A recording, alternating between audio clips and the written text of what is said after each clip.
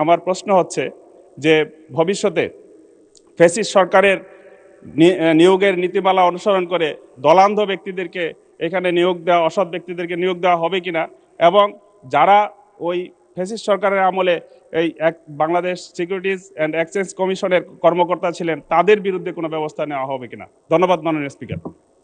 মাননীয় অর্থমন্ত্রী। ধন্যবাদ মাননীয় স্পিকার। ইতিমধ্যে বিগত সিকিউরিটি অ্যান্ড এক্সচেঞ্জ কমিশনের চেয়ারম্যান সহ অন্যদের বিরুদ্ধে মামলা এবং তদন্ত চলছে। মাননীয় স্পিকার, প্রশ্নকারী সম্মানিত সংসদ সদস্যের জ্ঞাতে বলছি যে ইতিমধ্যে আপনারা জানেন নতুনভাবে সিকিউরিটি অ্যান্ড এক্সচেঞ্জ কমিশন গঠিত হয়েছে। একজন চেয়ারম্যান, 3 জন সদস্য, আরেকজন সদস্য নিয়োগের প্রক্রিয়া অব্যাহত আছে, চলছে।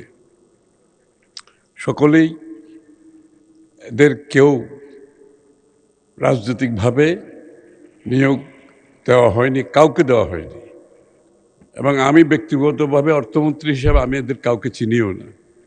নিয়োগ প্রক্রিয়া এত স্বচ্ছ ছিল যে এদের সবাইকে আমি ভালো করে চিনিও না, কিন্তু সবাই প্রফেশনাল, সবাই শেয়ার বাজার, ইন্টারন্যাশনাল ক্যাপিটাল মার্কেটের সাথে সংযুক্ত ছিল, তাদের এক্সপোজার ভালো, তাদের সততা নিয়ে কোনো প্রশ্ন আমাদের মধ্যে নাই, জানা নেই। এবং আপনি লক্ষ্য করেছেন মাননীয় সংসদ সদস্য, ইতিমধ্যে শেয়ার বাজার কিন্তু ঊর্ধ্বমুখী গতির দিকে চলছে এবং বহু পয়েন্ট গেইন করেছে। এটা বাংলাদেশের গত 5 বছরে যতটুকু গেইন করে নাই, এই গত 2 মাসের মধ্যে এই নতুন আপনার কমিশন নিয়োগের পরে এর ঊর্ধ্বগতি আমরা দেখতে পাচ্ছি। এবং শেয়ার বাজারে সত্যতা আসার কারণে, শেয়ার বাজারের উপর মানুষের আস্থা ফিরে আসার কারণে এটা হয়েছে। এবং আমরা আশা করছি যে আমরা বড় ধরনের পরিবর্তন ক্যাপিটাল মার্কেটে এনেছি এবং আনতে যাচ্ছি। বাংলাদেশে শুধু দেশের বিনিয়োগকারীদের আস্থা ফিরে আসে নাই, লিস্টেড কোম্পানিদের আস্থা ফিরে আসছে, এবং বাইরের ফান্ড ম্যানেজার যারা আছে তাদেরও আস্থা ফিরে আসছে।